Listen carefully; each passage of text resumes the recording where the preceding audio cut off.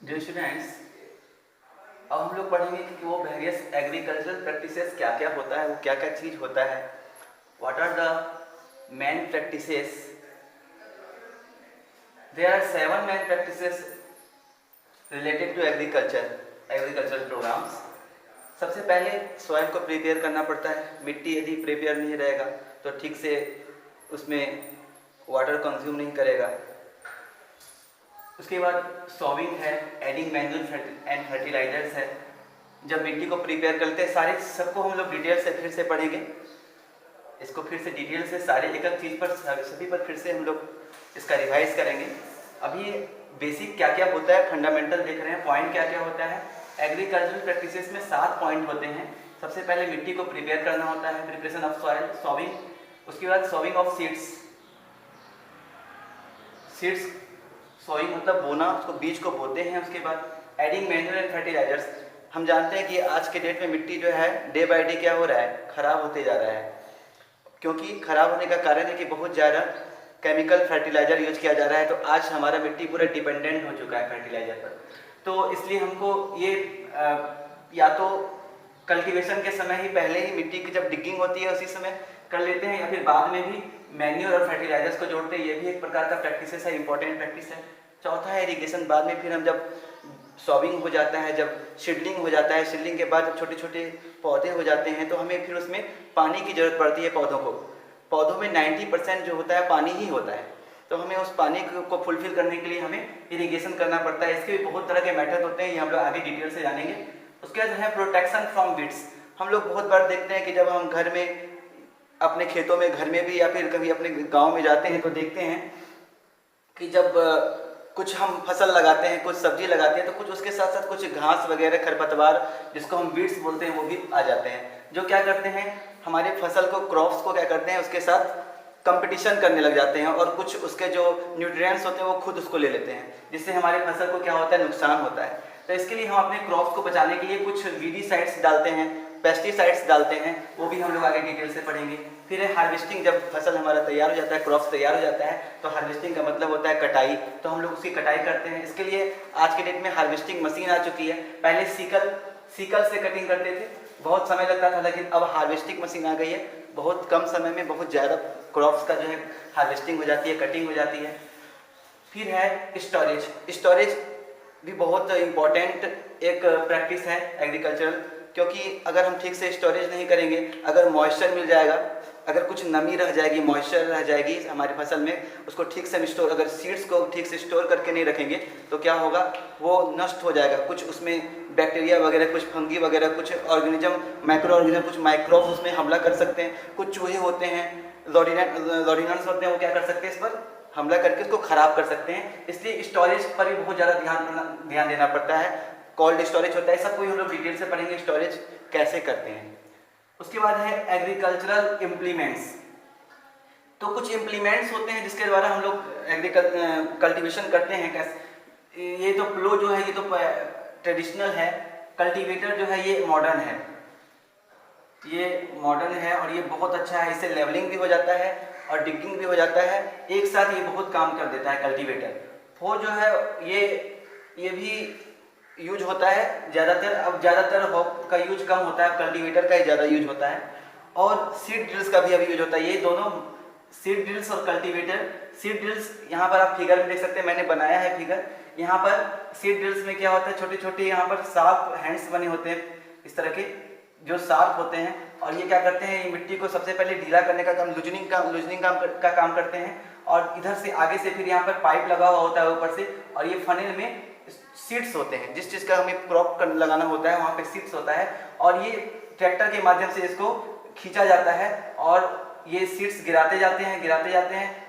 और इसको मैन्युअली भी करते हैं और ट्रैक्टर का भी यूज कर सकते हैं। सीड्स नीचे गिरते चला जाता है और मिट्टी लूज भी होता चला जाता है, सीड्स उसमें जाता ही चला जाता है, और इस तरह से जो है हमारा सॉविंग हो जाता है। तो सॉविंग करने के लिए ये बहुत अच्छा होता है सीड ड्रिल।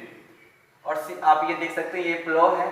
ये आज के डेट में भी बहुत सारे किसान लोग, ब्लॉक में आप लोग देखते होंगे, बैलगाड़ी में ये लगा हुआ होता है। बैल इसको खींचते हैं, दोनों साइड 2 बैल होते हैं, और इसको खींच करके मिट्टी को ढीला किया जाता है, लूजनिंग किया जाता है।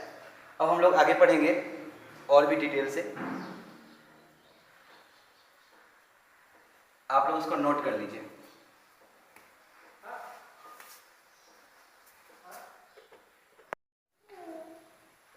तो 7 एग्रीकल्चरल प्रैक्टिस होता है, पहले मैंने लिखा बताया था, जिसमें से सबसे पहले मैंने लिखा था प्रिपरेशन ऑफ सॉइल। उसका डिटेल से ये क्या होता है, ये जो ब्लॉक में मैंने लिखा ये क्या होता है, क्या होता है process of loosening, turning and levelling of the soil, lumps और crumbs of soil are broken into the fine grains of soil. मतलब क्या होता है, मिट्टी को ढीला करना होता है, टर्निंग मिट्टी जो नीचे होता है उसको ऊपर, ऊपर वाले को नीचे, इसको ओवर टर्निंग भी बोल सकते हैं, लेवलिंग मिट्टी को एक बराबर भी करते हैं, और जो कुछ मिट्टी के बड़े बड़े जो टुकड़े होते हैं जो बहुत टाइट हो जाता है, जिसमें कि ठीक से पेनिट्रेशन नहीं हो सकता है, ठीक से जिसमें पानी नहीं जा सकता है, न्यूट्रिएंट्स नहीं जा पाता है, जो पूरा टाइट रहता है, उसको ढीला करने का भी काम किया जाता है। उसको तोड़ा जाता है, छोटे छोटे ग्रेन्स में, फाइन पार्टिकल्स में उसको तोड़ देते हैं, जिससे क्या होता है अच्छा से इरिगेशन हो पाता है, अच्छा से न्यूट्रिएंट्स जा पाता है। तो ये तो हो गया प्रिपरेशन क्या होता है। और हम लोग पढ़ेंगे कैसे करते हैं। तो इसके लिए कुछ इंस्ट्रूमेंट्स होते हैं जिसके बारे में पहले चर्चा हो चुकी है, कुछ प्लो होते हैं, हु होते हैं और कल्टीवेटर्स होते हैं। आज के डेट में ये कल्टीवेटर बहुत इंपॉर्टेंट है, ये कल्टीवेटर के द्वारा बहुत अच्छा से प्रिपरेशन सॉइल का हो जाता है। अब हम लोग पढ़ेंगे वाई, क्यों करते हैं। Number 1, roots are able to breathe and penetrate deep into the soil. Roots जो होता है वो अच्छा से, हम लोग जानते हैं कि पौधे भी सांस लेते हैं, क्योंकि plants are also living organism. तो और पेनिट्रेट भी होता है, मिट्टी के अंदर जो है ढीला होने के कारण जड़ अंदर तक जा पाता है, जड़ अंदर तक जाने से, जो फसल का जो जड़ होता है अंदर तक जाने से उसमें ज़्यादा ताकत आता है, ज़्यादा न्यूट्रिएंट्स ले पाता है, और वो ज़्यादा मात्रा में क्रॉप्स हमारा सीड्स दे सकता है, ग्रेन्स दे सकता है, हमारा फसल ज़्यादा मात्रा में, फ्रूट्स ज़्यादा मात्रा में होता है। इसलिए ब्रेथ करना बहुत आवश्यक है। ब्रेथिंग के लिए जो है पेनिट्रेटिंग करना पड़ता है, इसके लिए हमें लेवलिंग करना पड़ता है, टर्निंग करना पड़ता है। Next, water can be observe properly. Water जो है वो अंदर तक जा पाता है, क्योंकि ढीला होने के कारण वाटर नीचे तक जाता है। Next, nutrients deep in the soil come to the top layer of the soil. और हम जानते हैं मिट्टी के बहुत अंदर तक भी न्यूट्रिएंट्स पाया जाता है, तो जब हम उसका ओवर टर्निंग करते हैं तो क्या होता है, उससे वो न्यूट्रिएंट्स नीचे से ऊपर आ जाता है और हमारी मिट्टी को ज़्यादा, मिट्टी की फर्टिलिटी को बढ़ाता है, जिससे पौधों के नरिशमेंट में, ग्रोथ में फायदा होता है। Promote the growth of microbes and earthworms who further turn soil and add humus. हम लोग देखते हैं कि हम लोग कुछ भी खाते हैं, जो ऑर्गेनिक मैटर होता है, जैसे आलू का छिलका या खीरा का छिलका या कुछ भी ऐसा चीज़ जो पौधे जो ऑर्गेनिक मटेरियल होते हैं, जो जिसका डिकम्पोजिशन हो सकता है, तो वो सारा क्या होता है, वो बाहर में रहता है। जब उसका हम मिट्टी का ओवर टर्निंग करते रहते हैं, उससे क्या होता है, वो नीचे जाता है, फिर वो ह्यूमस क्या बन जाता है, फिर वो न्यूट्रिएंट्स पैदा करता है, और मिट्टी में क्या कुछ अर्थवॉर्म्स, माइक्रोब्स, ये माइक्रो ऑर्गेनिज्म ये तैयार होते हैं, जो हमारे पौधों के लिए बहुत अच्छे होते हैं। तो इसलिए ये भी बहुत इंपॉर्टेंट है। ह्यूमस तैयार होता है, ह्यूमस को ऐड करता है हमारे मिट्टी में। Next, levelling is important to bring the soil at one level which helps proper sowing. अब प्रॉपर सॉविंग करने के लिए, मतलब बीजों को रोपने के लिए, बीजारोपण करने के लिए हमें क्या करना पड़ता है, मिट्टी को लेवल करना भी जरूरी होता है। अगर मिट्टी लेवल में नहीं रहेगा तो क्या होगा, बहुत सारा सीड ऊपर नीचे बर्बाद भी हो सकता है, कुछ बिट्स नहीं हो सकता है। और लेवलिंग करने से क्या होता है, वो बीज एक प्रॉपर डिस्टेंस में, प्रॉपर डीप में वो चला जाता है, और इससे हमारा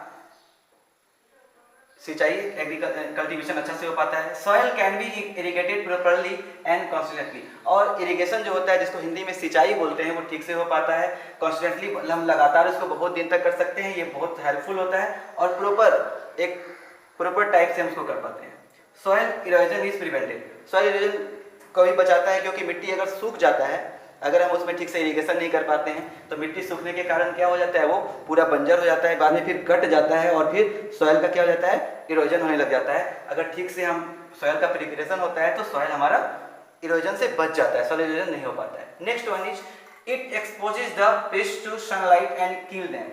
हम लोग देखते हैं कि मिट्टी के अंदर बहुत सारे कुछ वीड्स होते हैं, पेस्ट्स होते हैं, जो क्या करते हैं, हमारे क्रॉप्स को एक्सप्लॉइट कर देते हैं। तो उस एक्सप्लोशन से बचाने के लिए यदि हम उसको ठीक से सॉइल का प्रिपरेशन कर लेते हैं, तो उसमें लूजनिंग होने के कारण सनलाइट अंदर तक जाता है, और उस पेस्ट को क्या कर देता है, सनलाइट में एक्सपोज होने के कारण वो पेस्ट वगैरह क्या होता है, मर जाता है।